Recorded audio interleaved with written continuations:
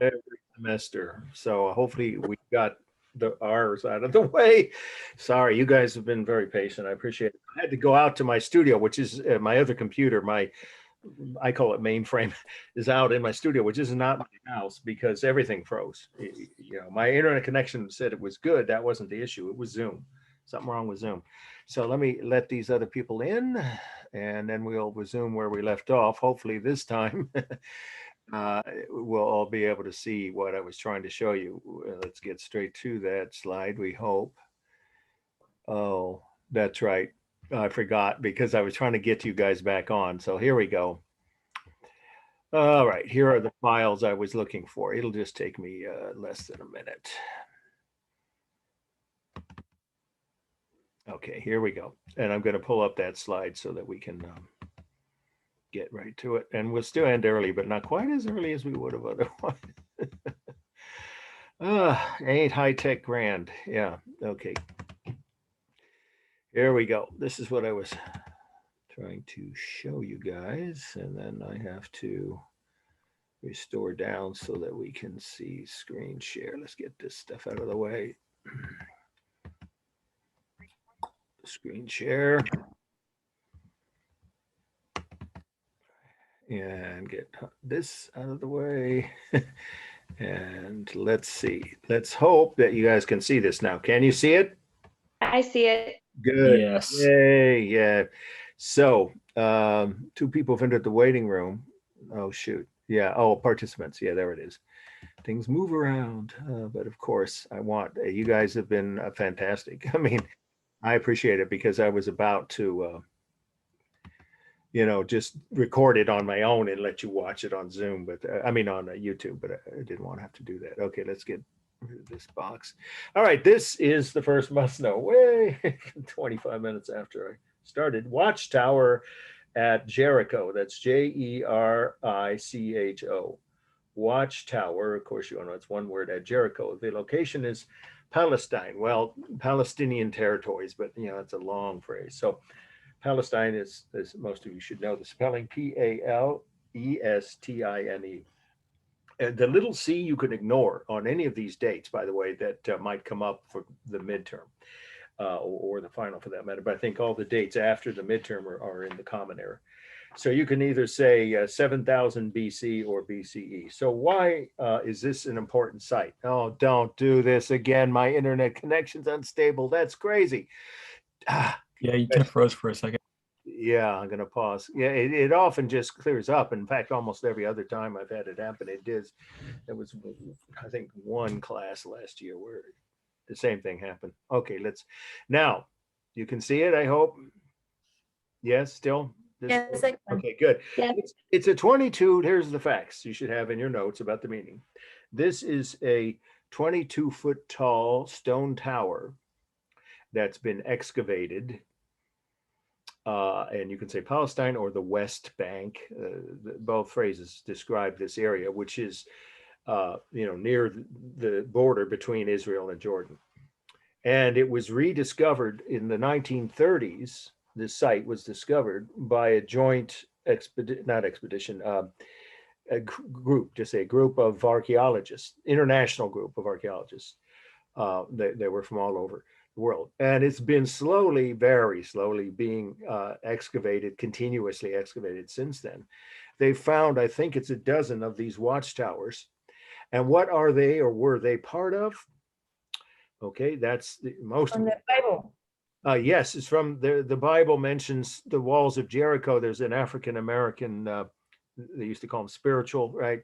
It's a song I heard in church. Yeah, I actually went in south side of Chicago to interesting, different. All my parents took us to every, including Islamic and other. Back in the '60s, that wasn't very common. Jewish, whatever, every type of service. So we'd get a broad perspective on religions all around the world and decide for ourselves if we chose or not chose to join one. Point is that I remember hearing that song. Joshua fought the Battle of Jericho. You don't have to put that in your notes, but that's the title of a song about a character from the Bible who made the walls of this city come down with his horn, supposedly. by blowing his horn, according to that story in the Bible. But here's what you should write, that this is one of the oldest urban sites on Earth. And after being rediscovered, it's been dated now to 9,000 years ago. But we know there are older cities in not far away, Turkey. That's where the oldest urban centers now have been found, and they're 12,000 years old. So what does it mean to say something is a site, rather, is part of what was a very, very early urban center? Well, what does that mean? Urban center, it implies division of labor. That's it in a phrase. What is a city? It's a place where people choose to come together to live and work together, and they have a division of labor. That literally, and it's not even political. This has nothing to do with Marxism or anything. Although I think Marx uses that phrase, used that phrase in his writings. The point is, it's a phrase that describes that people have specialized tasks, which allows for, of course, new opportunities for people, right? To get out of those caves that all human beings were in. So even though this is prehistoric, no question it's prehistoric. There's no written records this far back, nothing close to it. But we have the evidence from the site that these people had different skills. Some of them were carpenters, bricklayers, stonemasons, shopkeepers, artists, and that's what we mean by division of labor. So this was one of the oldest urban centers, and the people here had various skills that they, collaborated in creating this urban environment, this city. It's one of the oldest cities in the world. It's fascinating. So I got to walk down here, but the dust was so bad that I could see it was going to ruin my camera. We're talking about a 35 millimeter camera, pretty nice one with the telephoto lens. So I didn't want to take slides looking up, even though it would have been interesting. But I don't know if you could do this now. But anyway, so this would be the slide if it's on the exam. Here we go, Sam. Okay. Welcome, Sam. Let's see. Did you answer here on roll? Because I already took roll, but I don't think everybody was here. Let's see. Yeah, you did, Sam Huey, right? Okay. Well, let's now just do a quick formal analysis. That's plenty on the meaning of this. That it is one of the oldest urban archaeological sites in the world, but we know there are several, a few thousand-year-older sites up in, what's now Turkey. Okay, let me ask, because before we finish with this slide and get to one of the most important slides of this whole first half, will be the very next must know. But before we get to that, I think I have another view, by the way, for you to see. Yeah, see, there's that's a different tower. See how much wider and fatter it is, but they're all about 22 feet high. So that's pretty tall for, that far back for people to have built. And they didn't have any mortar. These were held together just by the stones, the placement of the stones. And yet this city supposedly survived several sieges until Joshua came along with his horn, if you believe that story. Okay, it looks like we have at least one or two people based on the numbers on my screen for how many participants who might not have been here at the start before the glitch with Zoom. Has anybody here not heard me call your name? Anybody tonight? Just want to make sure. Maybe I got you logged in after. I joined late. Thank you. Last name? Collins, Collins. Thank you. Perfect. Okay, Drew. Got you. Yeah, I got your extra credit from you, by the way. I always confirm when I get extra credit for people by email, and I always look at it because it's something we can all learn from. What you choose to share with, either, well, you wouldn't do it with other students unless you want to on the chat. You could do that, links and things like that about art and architectural and historical articles about art history, or movies or documentaries that you may have seen. Okay, so let's do this and then go on to the next slide, which I think I have to say will be the most important one, the cave painting. But this one, it's all cool. You can see that even though the sand and dirt around it is, obviously a warm color, sand, and by definition is an earth tone. But this wall is made out of cool gray stone, and it's all real rough texture of stone. It is dynamic. There's no straight lines in it. Each stone there's not, no one stone that's rectangular or squared anywhere in this tower. And of course it's round, so it's completely dynamic. It's a single solid mass. And then for space, well, it's the height. It's the real object with the height of 22 feet. The width is something, I walked around it, so I guess I have to give you my best estimate. I haven't shown this slide in years. probably it was about 20 feet wide, almost about the same width as height. And there were 22 of these towers, by the way, scattered along what they found so far. And they'll probably found many more since then. This was in the late 90s that I was in Israel, Jordan, and Palestinian territories. Okay, so then let's see. There's the rhythm of each individual stone. You only look at one tower, so you wouldn't say between the towers. It's just this view is all you, if it's on the midterm. And the line here is visual, where the modeling is shadows on the sun, this natural modeling, and there's no painted line. And the line is just what the sun creates on the edges, mostly visible here where it's hitting this side of this. So let's see. It's balanced. Each tower was balanced. Okay, let's move on, and we're gonna go. Yeah, there we go to the very first, the second must-know slide. But this one, a really important slide. Very high probability of being on the midterm. This is Hall of Bulls at Lascaux, and that's part of the title. Of course, you'll have your syllabi or syllabus in front of you, so you should not have a problem with getting the title correct once you recognize it. But if you just put Hall of Bulls, you wouldn't get credit because there's dozens of hall places in Europe called the Hall of Bulls or different ones all over Europe. So this is specifically the one in Lascaux. So that's part of the title. Again, it's Hall of Bulls, even though we only see one here, but there are other sections where there are others. Hall of Bulls at Lascaux is Lascaux, France. And it's circa 15,000 BC or BCE. So this is a prehistoric cave painting. That's the first fact about the meaning. That doesn't tell us what's going on here, but it's important context. It definitely gives us some idea of what we're looking at. It's part, the second thing on the meaning you should be, putting in your notes is that this is part of a series of prehistoric cave paintings in southern France. Lascaux is in the south of France. In southern France, which stretches for over 200 feet. In other words, different caves, right, lined up, going further and further into the mountain, obviously. And so this is a whole series of caves, which would stretch for over 200 feet. And each one has a different painting on the wall. So there's a series of cave paintings. But again, what that doesn't tell us what is the scene we're looking at. Just again, I always say it this way. Most historians believe, and that's what I'll always do. If there's more than one theory, we don't have time to go into half a dozen theories on each slide, but the leading two theories I may give you, and that's what we're going to do tonight. The main theory, or just say the one most historians believe about the meaning is of this series of caves, is that this is a hunting ritual painting. It's probably a hunting ritual painting, and I definitely believe that's accurate, having studied it quite a bit. So what does that mean? A hunting ritual painting? Well, that would mean that a shaman, it could be a man or a woman, back in prehistoric times, most of them were probably men, but there were female high priests, priestesses, right, is the phrase. We're going to see evidence of that. But we don't know, it doesn't matter. Point is just the word shaman, S-H-A-M-A-N, one word you probably know, means a holy man or woman. So a shaman would have directed the painting of this, probably didn't do it him or herself personally, but directed the painting of this by members of that tribe, okay? Why? In order to guarantee a successful hunt of these animals. In order to guarantee a successful hunt of these animals.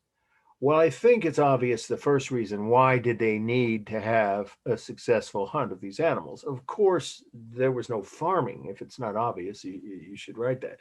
There was no farming this far back. So they had to survive on the animals that they hunted. And of course, berries. They were called hunter-gatherers. If you want to write that, you could, but it's more of a side detail. But that period of human, all the human cultures on the whole planet were hunter-gatherers. Were no farmers that far back. Farming is what made cities possible, but that's thousands of years later. So we're looking at a group of prehistoric cave dwellers in southern France, obviously that's Europe, who had to hunt these animals to survive. And of course, they ate the meat from the animals, obviously. But can anybody think of any other purposes for which they put the animals after they hunted them besides food? For the fur, or I don't know what to say. Yeah, the clothing. Yeah, sure. Yeah, well, fur or hides. Yeah, right. The skin or hides of the animal or the fur, they would make clothing. So you could just, say it just in that short phrase if you want to on your notes. That these animals were not only a source of food, but also clothing. Anybody think of a couple other things? Cool. Tools. Bum. Yeah, Well, tools and weapons. That would be enough for your notes. The three things besides food that these animals might be used for after they had been hunted were clothing, tools, and weapons. Okay, so these animals, in other words, were essential for the survival of this tribe. So they did need to have a successful hunt. But what is the next most, let's say, the second theory about why this was painted? Well, it's very specific. So it's some historians, just say it that way. Some historians believe that this series of paintings was done to show the respect and admiration, that this tribe had for the strength, speed, and beauty of these animals, to show the respect and admiration these people had for the strength, the speed, and the beauty of these animals. Well, I would say, yeah, here we go. Oh, welcome back. Yeah. Welcome. We didn't miss it. We're on the slide of Hall of Bulls at Let's Go.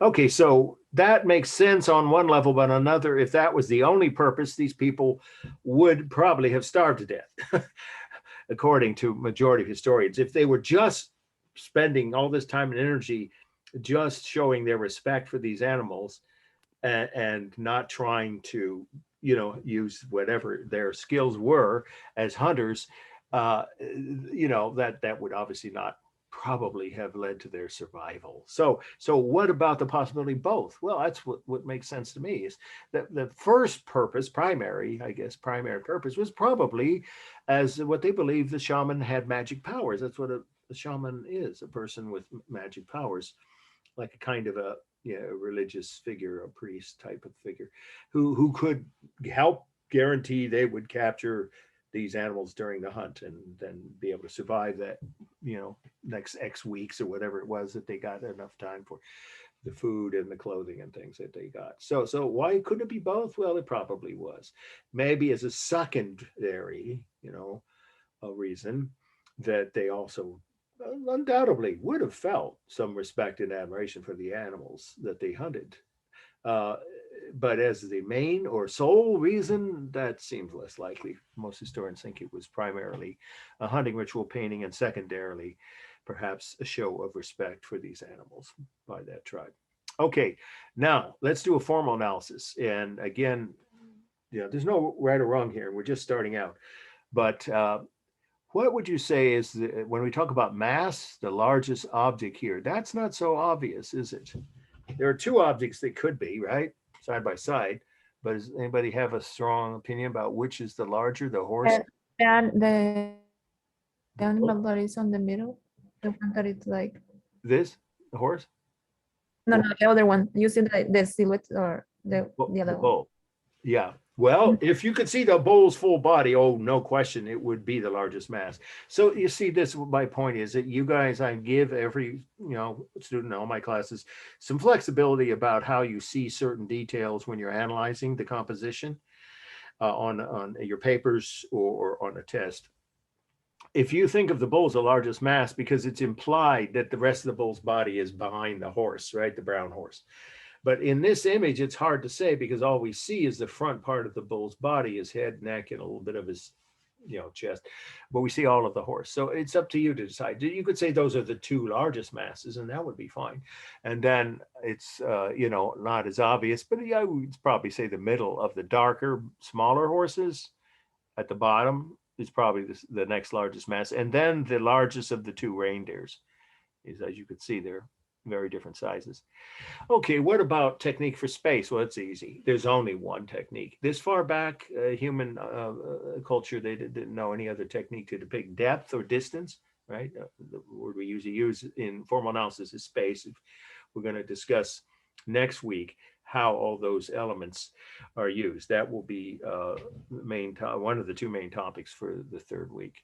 So here it's only overlapping. That is it. That is the only technique used in this painting for space, because we can see that these horses are slightly closer to us because at least the head of one of them overlaps the horse in the brown horse near the middle, but that horse is closer to us than the bison because the horse's head overlaps the bull. They call it bull. The right word is bison, but you can say either. Behind him or it. All right. What about, is it stable or dynamic? We talked about some of that last week. What Dynamic? It totally, yeah, there isn't a straight line in it. It's totally dynamic. All the lines, everything, the horns on the bull, the bodies of the horses, their heads, all of it's dynamic. And how about line? Is there any outline? Pretty strong, isn't it? Right? Around the bull, especially around the bull, well, the whole head and nose and neck of the bull has bold outline. And I would say the same for the brown horse, but it depends if you count that as line or shading. It's kind of not obvious because it's not very distinct, right? But to me, that looks like an outline, at least around the back, the rump of the horse and the belly. So there's at least around the bull, there is outline, bold outline, not thin.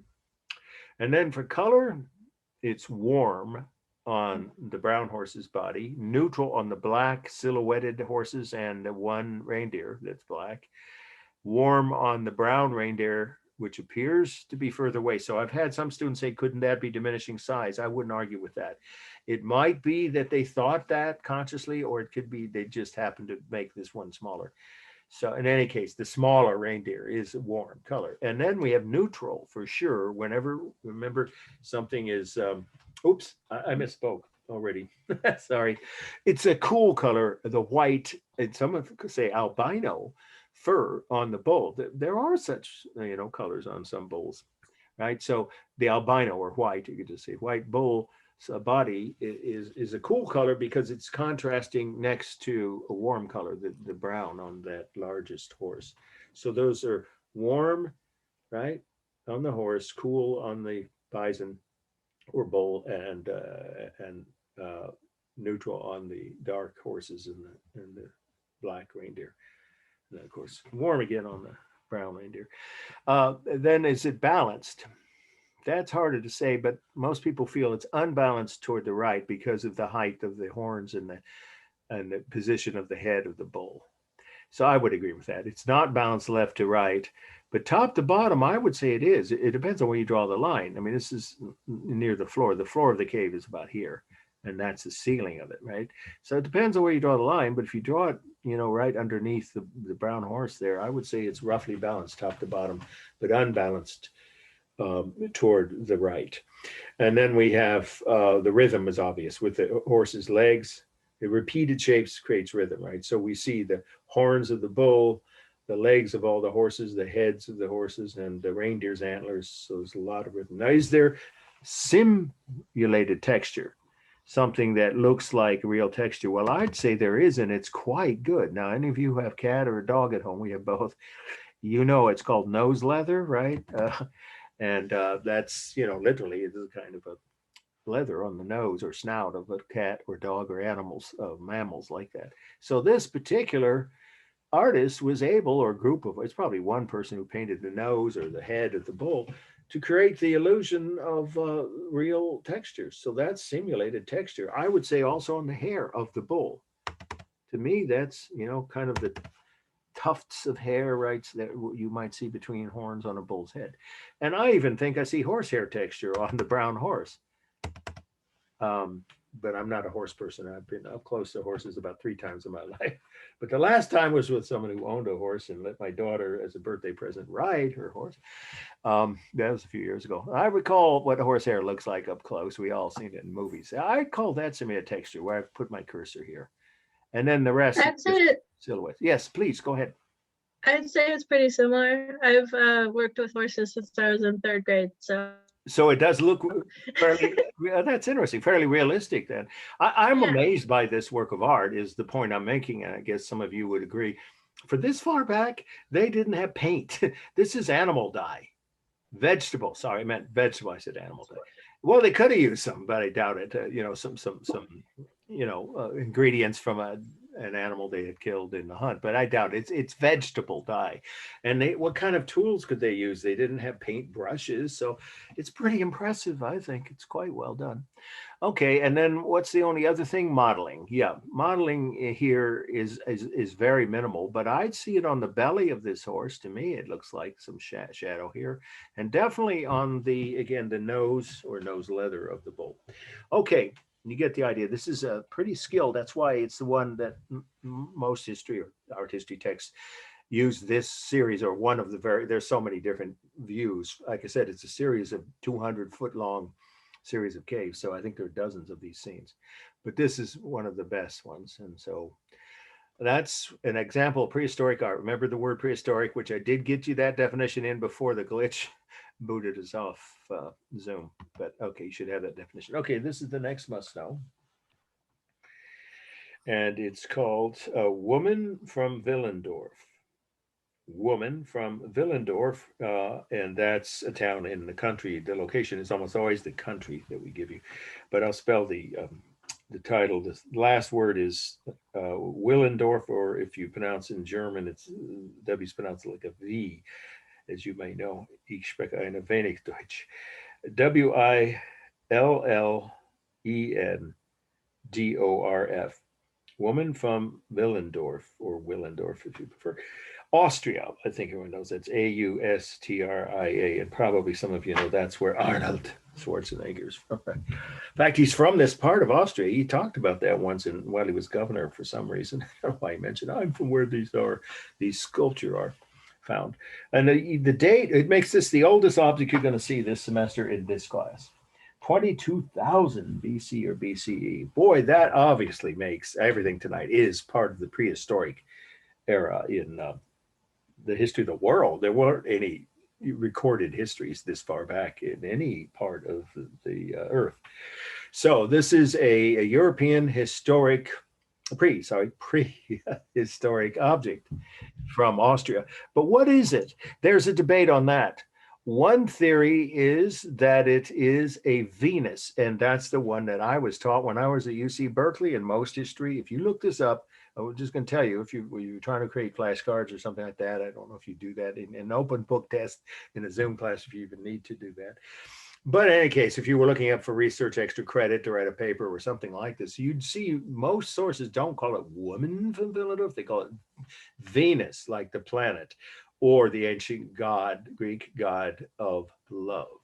So Venus, well, that would make this an amulet, and that's not the kind of thing you make from 3 eggs.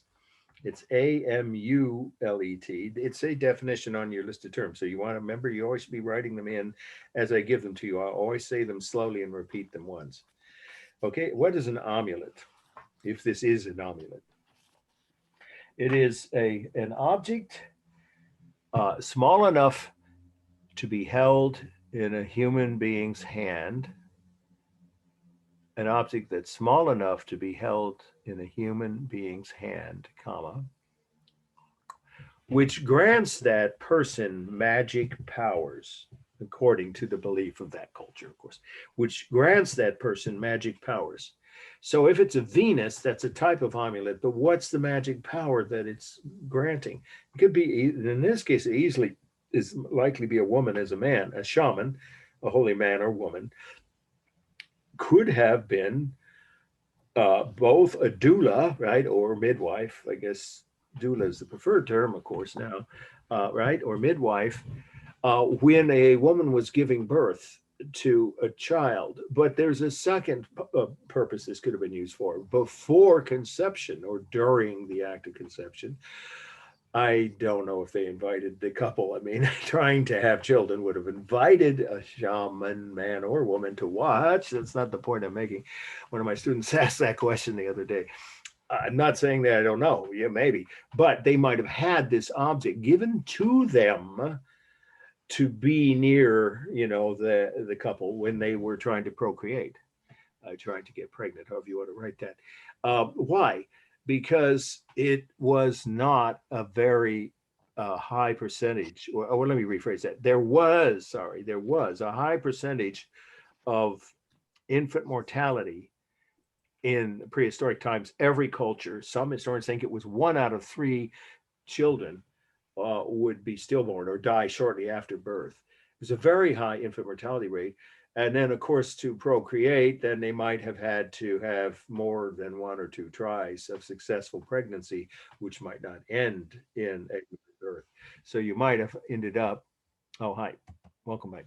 Yeah, so if this was a Venus, in other words, to summarize this, which is a kind of amulet meant to guarantee the couple trying to procreate or conceive, you can just say conceive a child, that they would not only succeed in becoming pregnant, right? Couples say that we're pregnant, that not only would they succeed in trying to conceive a child, but then the shaman, probably same one, would show up with this object at the birth or right before birth to guarantee a healthy live birth, because it was extremely high possibility.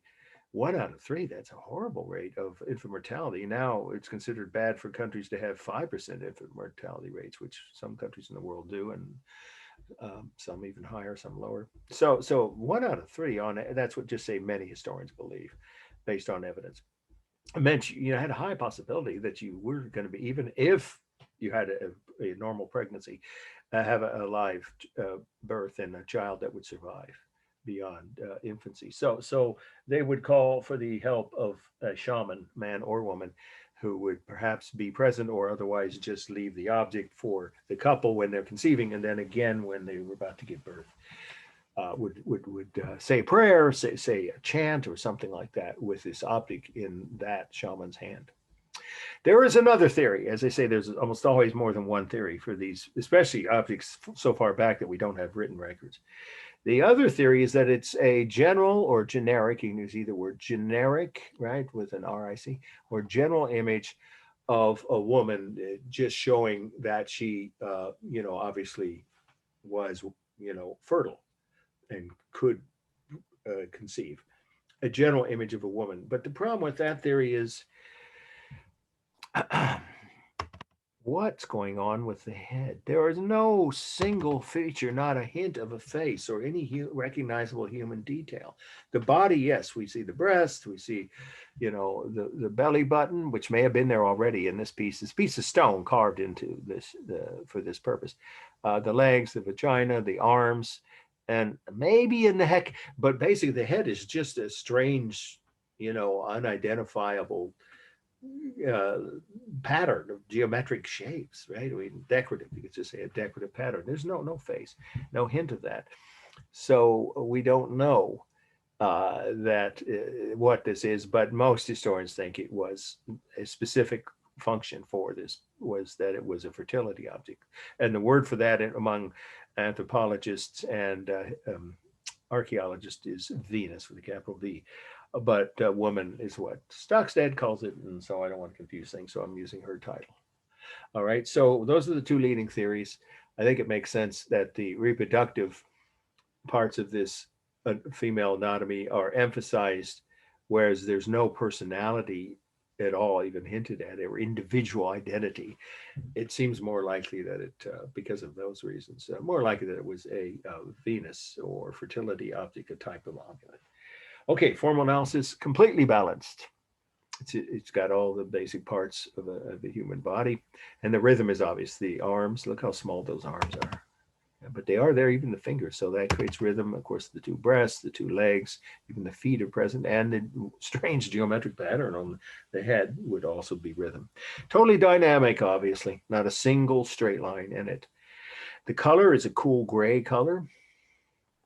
The texture is mostly the real, I was going to say rough texture of stone, but it's been worn down by human hands for centuries. It's, whenever it was discovered, probably in the 1800s by some archaeological dig, just say that it's been handled. Yes, please go ahead. I do have like a random question. So that it should be like more of this, right? Yes, there are thousands and thousands. Oh, okay. Yeah, they're in museums all over the world, I think. I think you could find them, probably not in the Bay Area, but Chicago, New York, Washington, where there's anthropology museums. You know the movie Night at the Museum, right? That's based on the one in New York, but it is all the big cities back east have collections of prehistoric objects, including some like this, yeah, which they know were used for fertility, or almost sure were used for fertility. Oh, Mhm. thank you. Yeah, so carved line is used here. There is carved line, not painted, obviously, on the fingers, and frankly on that strange head with no face, no facial features, and between the legs. So there's carved line everywhere. It's a single mass, right? For space, it's real space. It's 4.5 inch piece of carved stone. Oh, I'm starting to say that I would say there's no simulated texture here. It's smoothed down a bit by all the human hands that have held and touched it, but really it's still mostly rough, real texture of stone that you're seeing here. Back to the modeling would be just the shadows created by the museum lights. There's no technique for modeling. And again, for space, it's a real three-dimensional object about 4.5 inches tall, so you could hold it in your hand. And there is overlapping, I guess you could certainly say that the arms overlap the breasts anyway. But that's about it. There isn't any other technique for space. And it's balanced, I already said, but both ways, top to bottom and left to right. Okay, let's move on to, that's another view, to the next must know.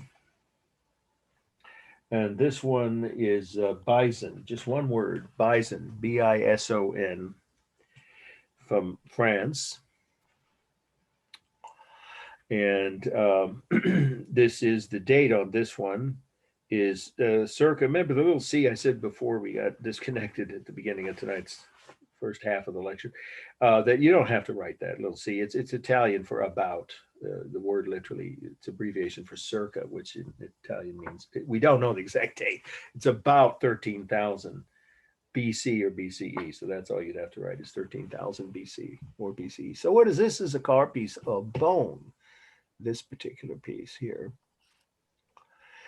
And so what we see here is an image of a bison. This one's correctly named instead of bull. That's really the right name for the first piece. Should have been Hall of Bison, but this one is named correctly by every source I've seen as a bison, right? Very large, kind of bull-looking creature, you know, like in essence what the buffalo were on the western frontier in this continent. Okay, so what is it doing? That's the most important part of the meaning. Well, there are two theories. One, as usual, right, the leading theory is always the one I'll start with, is that the artist was, you could say empathizing or even sympathizing, if you prefer that word, but I would say with an EM, empathizing or possibly sympathizing with an animal in distress or discomfort, maybe is a better word, an animal who's feeling discomfort. And why do they think that? Well, you see where the cursor is. The animal's tongue, this bison's tongue, is doing something to alleviate some discomfort, whether it's an insect bite, a wound that it's licking, or just a bad itch. I have a cat that scratches herself so much, it's terrible. We've tried everything we can think of. The only thing that works is baths, warm baths in the kitchen sink to get rid of whatever skin condition it is. So this animal could be suffering from a skin condition, a wound from, you know, maybe a hunter, a human hunter, or another animal, an insect bite, we don't know. If that theory is correct, the artist then, this is really the most important reason why that theory is accepted by most historians, is the artist would be showing some empathy or some sympathy with this animal's discomfort. So it would be unusual in historic art when they were busy trying to survive and capture and kill these animals for, you know, the hunt to survive. We've already covered that, to take the time to show empathy for an animal in discomfort. But the evidence visually kind of points that way. I mean, the animal has personality, I see anyway, in the face, you know, the eyes and the position of the head, and then the tongue is clearly, you know, carved into this piece of bone. So whoever was doing this was capturing some kind of the spirit, you could say, or personality of this animal, and noticing that it was in some distress or discomfort at least. The other theory is it's just an image of a bison, and there's no conscious effort to identify with the animal's, you know, discomfort. it just, happens to look that way. That's how some historians believe. But I personally think the first theory makes more sense. In any case, it's a very skilled work of art because it's carved out of a piece of animal bone that the artist would have found, and on the ground, almost certainly, and then thought, oh, this might work to be, a sculpture or an image of a bison, one of the animals that they, of course, hunted regularly. And then may or may not have actually seen an animal doing this and thought to include that in this carved image.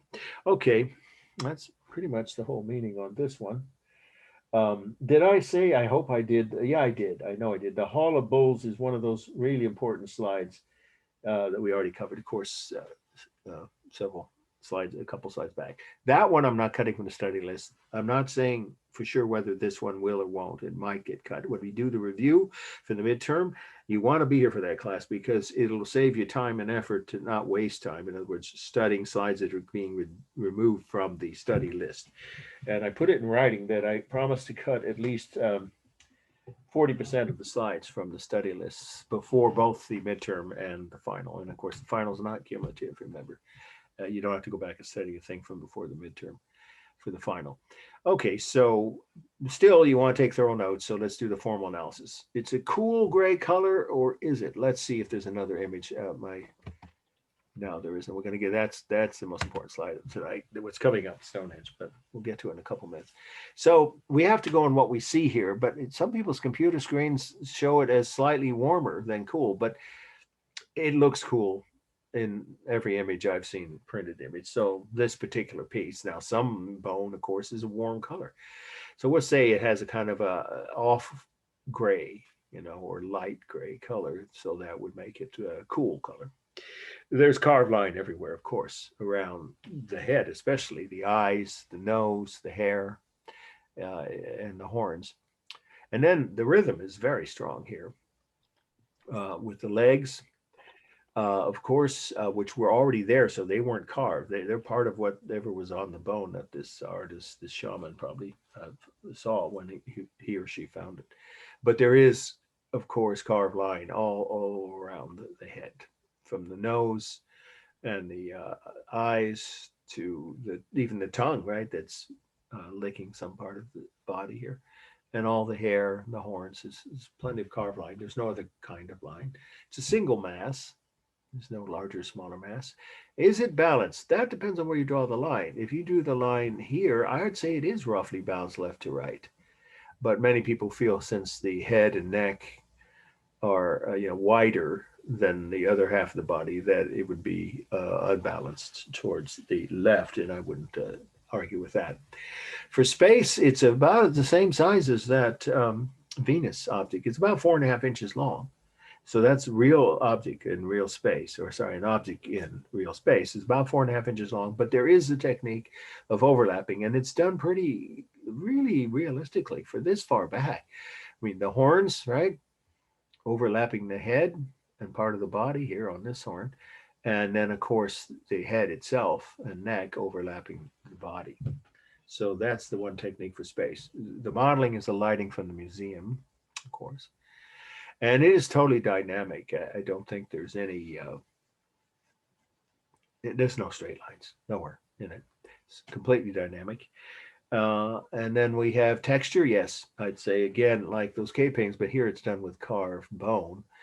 It's created, I would say, an image of somewhat realistic, nose, leather, right? At the end of the nose or snout, the hair especially, but even the horns have somewhat of a implied simulated, again, that's SIM, simulated texture. So it does have some simulated texture, but most of the rest outside just the head of this piece is not simulated. It's the real smooth texture of the bone. Okay, any questions before we get to the most important slide, one of the two most important slides for tonight? Stonehenge. Okay, so see, we are going to still end early, before 8:30, I would say. But there is a lot to say about Stonehenge, and I'll repeat each thing that's important so you can get them in your notes. But I think I said this, that on the test, and we're going to review in detail the test is going to be given, how to study for it, how it's going to be graded. The tests are 1 hour, by the way, but I give you guys up until midnight on the night of the test to turn them in. So anybody that needs extra time, like time and a half because of, you know, your circumstances, you've got that and then some. So, you know, you hand them in, obviously you send them in. We'll talk about how to do that too when we get to the week before the midterm. But anyway, the point is you only have to remember 6 of the 9 elements of composition and 6 of the facts about the meaning, but I give you many more than 6 facts, not on every slide. Some of them, that's all there is to talk about, like the bison. I mean, but this one is well more than that. It's probably 2 or 3 times the number of the minimum required for full points on the midterm. In your papers, you are, and we're going to talk about how to write the papers probably, 2 weeks from now. They're not due until the 6th week. But the papers you do need to cover all 9 elements on the work of art you wrote about. Okay, but here we go. This is Stonehenge, one word, England, the location, of course, the country, England, and the date, again, little c, you can ignore it, 2000 BC or BCE. So let's start with the first fact about what is it? It's a prehistoric site in southern England, okay? It's in southern England, built by the Britons, and that's Britons, not the way you spell the country, Great Britain now. These were a prehistoric tribe that occupied what's now southern England. They were called the Britons, Britons. That's where the name of the country came from, of course. They were not Druids, okay? I've had people say, wasn't the Druid? That's a modern word that's used to describe basically hippies. Not exactly, don't write that. I'm just saying that there are people who have theories about how this was built, and we will talk about the more credible ones, and then I might give you, just for your amusement, a couple of the more far out ideas of how this was built, because nobody knows how this could be built in a prehistoric culture that did not have wheels, did not have the wheel, did not have levers or pulleys or cranes, none of the above. We know the Egyptians had all of those things, so we know how they built the Great Pyramids, or at least to some degree. There's still debate about some details of how certain aspects of the Great Pyramids were built. We'll get to that, of course, about 2 weeks from tonight. So all I can say is that this is a mystery of history. I like that phrase. You can write it any way you want. That no one knows how it was built. But what we know is this. This site, this prehistoric site built by the Britons, originally of 3 concentric circles of stones, which were brought from over 200 miles away. And now the inner 2 circles are all that's left standing, except for these that have fallen down, these few on the outer circle, and the bases of some of the others. But originally it was 3 concentric circles around 2000 BC or BC, 4,000 years ago. This was intact. And so it consisted of 3 concentric circles of stones, and they had to be brought from over 200 miles away. Again, we don't know how they got them here. But let's go to a better view of it, though, because this doesn't show the real color or texture. This kind of gives you an idea, but even it's too far away. I love this slide. This is a professional slide that did I buy this? I can't remember, or maybe it's off the internet. Anyway, you can see from this angle a little bit more how the outer circle is. See, all that's left is this one that fell down, and then this one here that's partially standing, and then this one here that is still standing. We're going to talk about that. There's only about 3, and I would just say a few of the outer circle stones are still in place, but they're not even fully standing upright. Only part of the 2 inner circles. But let's go to the view that'll be on the midterm, if it is. And I'm telling you right now, extra thorough notes are what you should be taking tonight, because this is a very high possibility, if not probability, of being on the midterm. So here we have the 2 concentric circles, inner circles, and then we have what's left of the only standing stone is called the heel stone in the outer circle. So what are the theories about why? We don't know how it was built. Well, we have some evidence as to why it was built, or what the purposes were. There are 3 leading theories, and they are not mutually exclusive. I'll just go ahead and tell you off the bat that usually I wait till the end and say, see, they could all be true. Well, now we pretty much know all three of these theories about why it was built, the purpose for which it was constructed, are probably all true. First point is that it was the outer circle was built as a burial ground for important members of that tribe, like leaders, rulers, what have you, in their family. So I'll say it again, that the outer circle, which is the oldest part, right? They built that first, was most historians believe it was built as a burial ground for leading members of the tribe of the Britons. Well, now we know that's true because there's been evidence of burials, no bodies. The bodies are long gone. I mean, they turned to dust and went back into the earth. But there is evidence of, funeral rites and funeral objects and things. So we know they used the outer circle for a burial site for, some of the leading members of their tribe. Okay, the second purpose it could have been built for is as an outdoor astronomical observatory. There's really no other way to say it. An outdoor astronomical observatory. Why do almost all historians agree with that was one of the purposes? Because there's no debating that every year, some of you know this, if you don't, though, you should write it. It's a pretty amazing fact about this site, that every year on the first day of summer, exactly whatever that day of, the calendar it is, on the first day of summer, every year for thousands of years, the sun rises over the heel stone, shines through these stones and hits the altar. We know this was an altar of some kind in the middle, exactly at sunrise. That can't be a coincidence. So they may have used this site, if it was an outdoor astronomical observatory, to measure the seasons. Because of course, then in the winter, the sun would come from exactly, well, would it be the opposite direction? I'm not enough of an astronomy student, never took astronomy. So let's just say it comes from different directions at different seasons, and they would know where the sun would fall inside these two circles, the inner circles of the stone. But the first day of summer, we don't have to guess. We know that happens every year over and over for centuries. So that would tell them, that's the beginning of summer. And of course, they might have some other way of measuring the first day of spring. So in other words, they would use this if that's one of the purposes. This site was used by the Britons to help plan the planting, the season. They were farmers by this time. They hunted and farmed both. So they needed to know when to plant and when to harvest. And this could have helped them measure the right time of year for each of those tasks.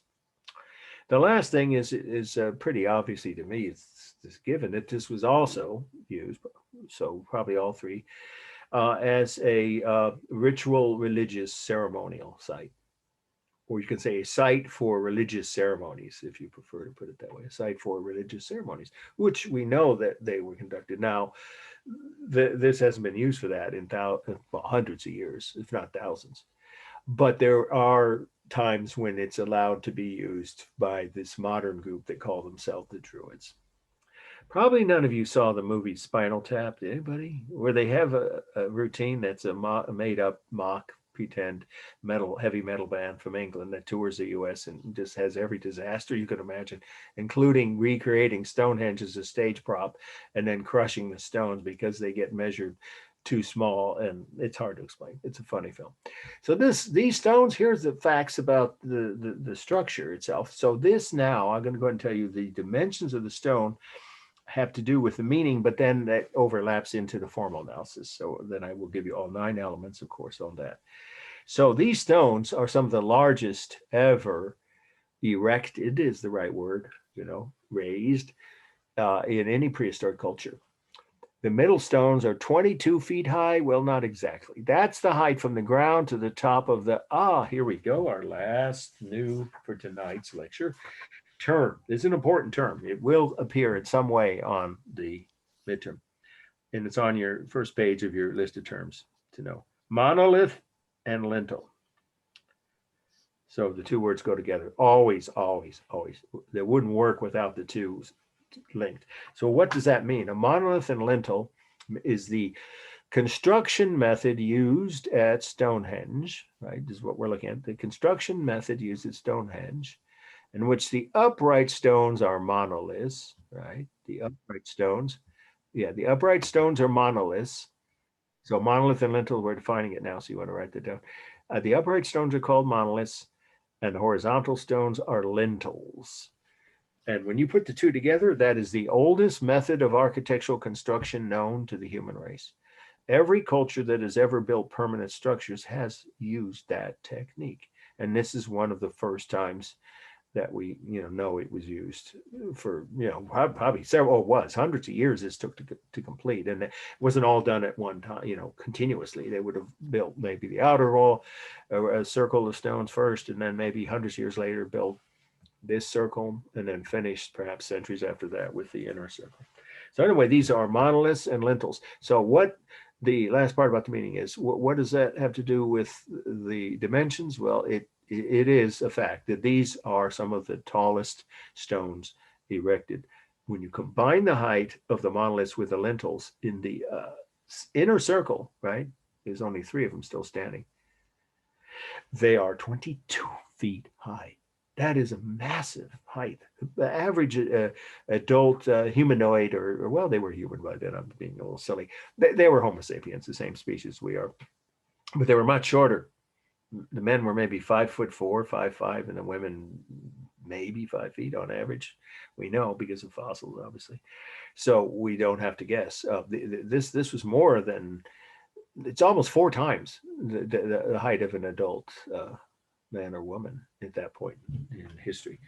Pretty impressive. So let's do the formal analysis now. Let's do space, because that's what we're segueing now to. The dimensions of a structure when it's a piece of architecture, clearly this qualifies as architecture, is the first thing I would do is describe the purpose. I've already gave you that. But if you're doing the formal analysis, you'd want to give the dimensions of that site or that structure. I mean, so I already said that the inner circle are the tallest stones and lintels combined are 22 feet high. These on the middle circle are 18 feet high. Either dimension, either height is pretty impressive. Okay, so that's the space. It's real space, of course. Then we have the rhythm is obvious. The stones are, now they've worn down and many of them have been carved and parts of them stolen, but with a hammer and chisel by farmers to create stone walls for their farmland or something like that, or their homes and their gardens. Over the centuries, it's now a crime to do that, to even get anywhere near it. You can't even walk up to this anymore. When I was there, you could, but now there's a railing around it, so you can only get within like 10 or 15 feet of the outer of this circle here. But it's worth going even if you can't walk through it anymore, unless you get special permission. Okay, so let's do the rest of the formal analysis for space. I already covered that. What about the dimension? I'm sorry, I meant what about the rhythm? The rhythm is obvious. The shape of the stones are pretty much the same. When they were new, they were more like this. See, the lintels were nice, finely carved. You're going to see some close-ups of this when we get done with this, and you won't have to take notes. And the last several slides are my own. But anyway, you see in this professional slide here that that's how they look when they were new, and they've worn down. But you can tell that they were finely carved, almost all the exact same shape, each monolith and each lintel. So there's rhythm everywhere you look. There was rhythm in this. All right, and then the texture is the real rough texture of stone. Obviously, there is no simulated texture. The carved line is called visual line. Remember, we covered that in the slide of Jericho. You see the edge there? Where the shadows, the modeling is the natural shadows from the sunlight. So there is modeling as an effect, not a technique. And that creates visual line. There is no carved line. I mean, these were carved to make the shape, but there's no carved line on them, right? So it's only visual line. All right, and then you should be able to do the masses. There are 4 masses here, and they're pretty much, self-evident if you stop and just do the math, but I'll do that for you now. The largest masses are the inner circle, when it was all new, of course, the inner circle of monoliths.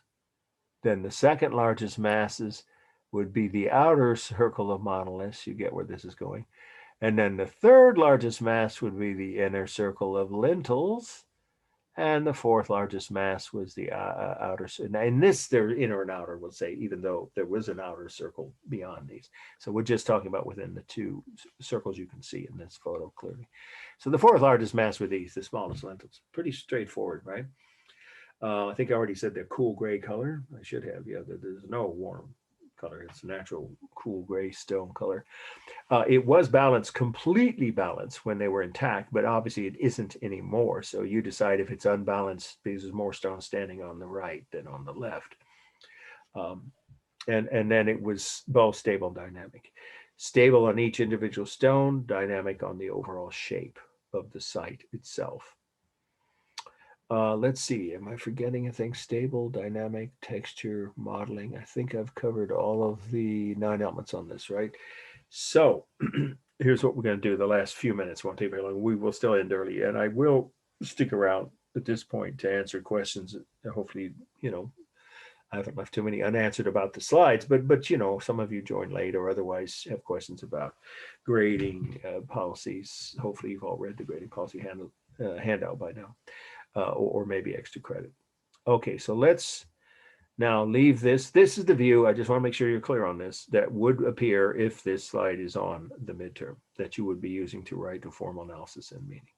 Okay, so this is another professional slide. This one I remember buying there, and it was black and white, and I just got it because I liked it. That shows the texture of the stones. This is another professional slide. I didn't take this, but we'll get to it. And you can see how the lintels line up pretty nicely. But the tallest stone is this one, and it's where they believe the altar was, below that, where the sun hits that area in the middle of the inner circle, right in the heart of this site, every year on the first day of summer. But now I'll show you some of the ones I took. The rest of these are my own slides. You could walk all the way around this and even touch them. When I took these slides in the 80s, I believe, then I went back in the early aughts, and there was already a fence around my 4th trip to it. And I'll tell you what happened on my 1st trip. That's the little anecdote I'll end with about what not to do when you're there.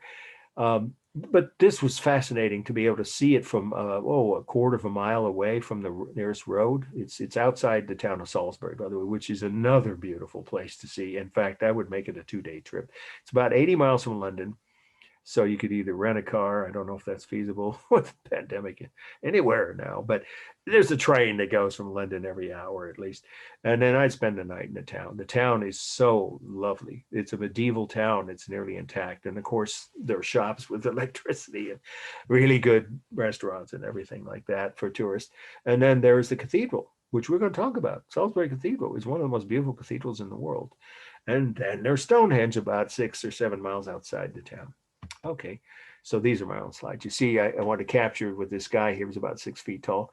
See, look how massive. And these are the outer circle. Well, technically middle circle, right up to 3. But in the 2 inner arranged there, the outer row.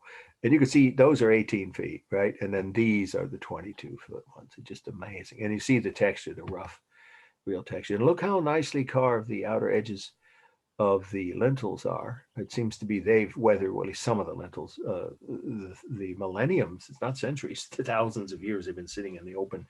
It gets pretty cold and damp and windy in the winter in England, as you may know. And some of them have worn away a bit. I had one student say, "Isn't that a face? It's an eye and a mouth and a nose." Well, no, not really. It's just a strange coincidence of the way the stone is weathered. This is another professional one. I didn't take this one. Well, actually, I think I got this off the internet, but it gives you, again, some scale. Look at how these are still around 4 times the height of an adult man or woman today. And then back to my own slides. And you can see the deterioration. And yet this was when they let the moss grow. Oh, that was stupid. Oh, it's a natural, just the process is part of nature. And it was beginning to erode and eat away at the stones. If they'd left it for a few decades, it would have destroyed several parts of these monoliths and lintels. So now they've scraped the stone free and keep it free of moss and lichen. And then that's one of the less balanced ones. And then this is one of my other views. Okay, and you can see how this one's a little bit precarious, but it's been that way for hundreds of years. Oh, I forgot to tell you what the 2 theories are leading. How were they built? Well, there's one theory that the Egyptians came all the way from ancient Egypt, somehow, no record, and they kept records like no other culture. They were so advanced, obviously, we'll talk about that in 2 weeks, that they would have written some. If they'd gone that far away from Egypt, 1,500 miles, I think it is, by boat, around the entire continent of Europe, past all of North Africa, and then found this island that no one had knew before that, there'd be a record of it. That's silly. There's no evidence that the Egyptians ever went anywhere near that far. They probably got to the edge of Africa and, certainly the coast of the Mediterranean. And another theory is the Greeks, the early Greeks, the ancient Greeks, from before Athens even. But they did know how to build really fine stone walls, and they had wheels, and they had fulcrums and cranes, well, not cranes, but levers. So they could have taught them. But again, there's no evidence the Greeks by that time, 2000 BC, were starting to keep written records, and there'd be some kind of oral record or written record. So, and the third theory is Merlin used his magic wand. I've actually seen that in print. Now that's ridiculous. Or there's my favorite, the perennial favorite of people who can't explain anything by natural means or normal logical means.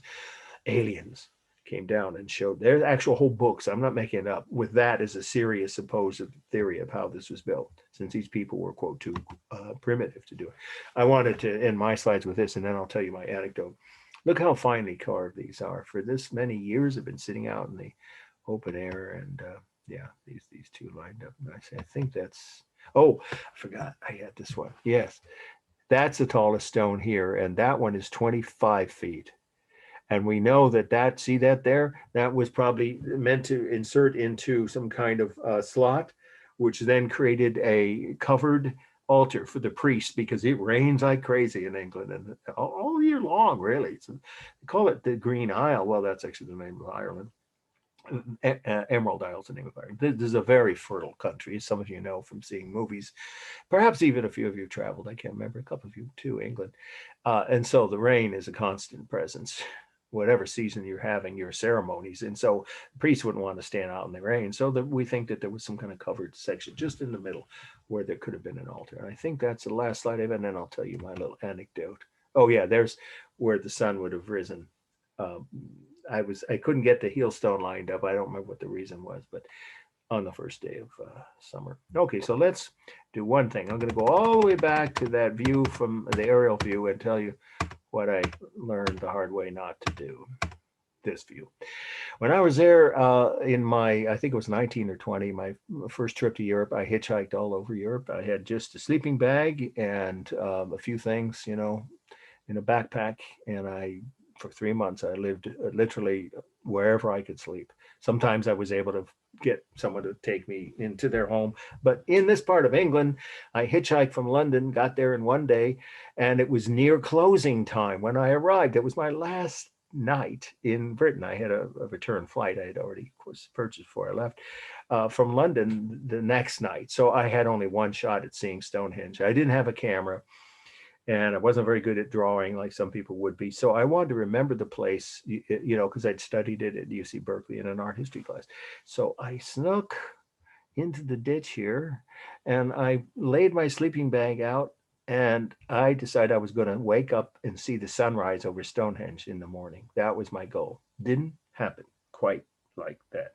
The next morning, I was awoken not by the sun, but by a beefeater. Those are the security guards at the Tower of London. Now, this guy was dressed in a police uniform, though, and he was about 6'4" or 5, and he was a really hefty dude. And yes, was he angry? He swore at me, and British swearing. And his whistle, he blew it right in my face. That's how he woke me up. And he was shouting at me like, "What in the bleeding blankety blank are you doing here? How did you get in?" And I was tongue-tied because I was, still half asleep. I said, please, sir, I wasn't hurting anything. You check my bag. He did. I didn't take anything. I didn't harm anything. I just wanted to see the sunrise. He goes, where are you from? I said, Berkeley. Berkeley? That's how they pronounce Berkeley in England. You mean a university student? I said, yes. And you didn't read the sign on the entrance? I said, what sign? He goes, okay. He grabbed me by the elbow, and I barely grabbed my sleeping bag, and he dragged me all the way across here, but down this path to the entrance where the gate, he was the opening guard, right? And it wasn't open yet, right? It was just him and me. And on the back side of it, it said, if I bothered to read it, was a painted metal sign that said trespassing forbidden, section, whatever the law code was. If you violators of this law will be punished with 1,500 pounds. That was $3,000 back then, and or 6 months in jail. And I thought, oh no, I'm not going to get home. But he took pity on me. He just said, if you promise not only never to do that again, but go home and tell your fellow students in California not to do that, then I'll let you go. So that's what I'm telling you. Just don't try to sleep in the ditch. It's not worth the risk.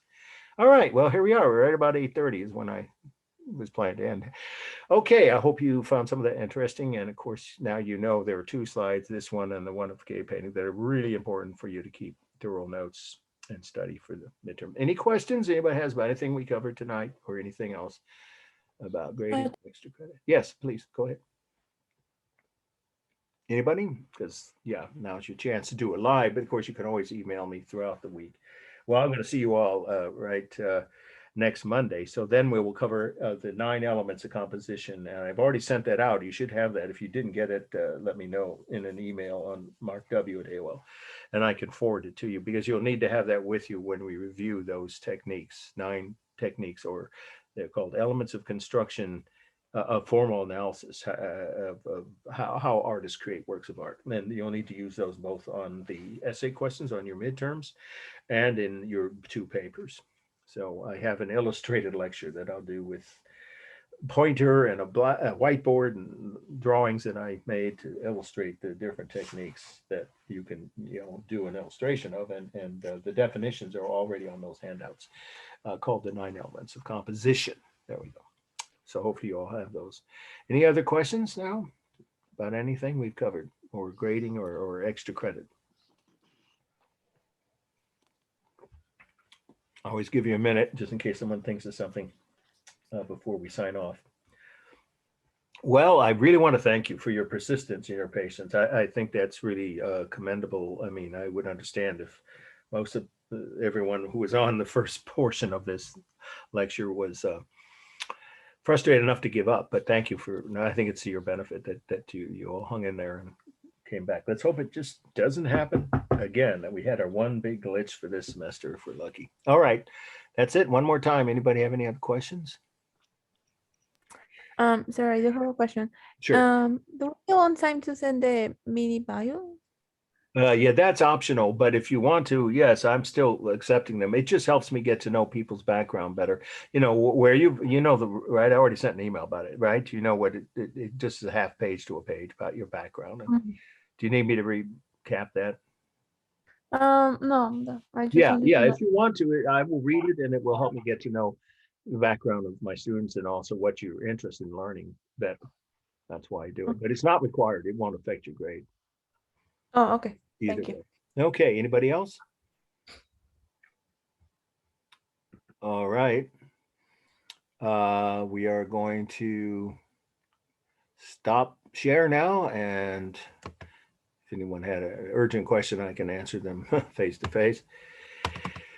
We had a different kind of interruption real quick. In the afternoon, my dog started barking at the mailman so loud that everyone could hear it from the living room, which I'm in the back of my house, and just wouldn't stop. And I just was about to get up, and then my daughter came home from a walk and quieted down. That's not a sound that, of course, is uncommon or unfamiliar to many of you.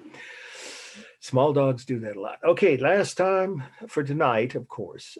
Anybody have any questions that they really wanted answered now in real time? If not, you, of course, can check in with me by email. Nobody's used my voicemail. One person, I think. That's another faster way to get a response from me if you call and leave a voicemail number. I will respond to either email or voicemail questions between now and next Monday. All right. Thank you all. Again, appreciate your persistence and your patience. See you next. Thank you. You're welcome, you guys. Take care. Have a good week. Good night.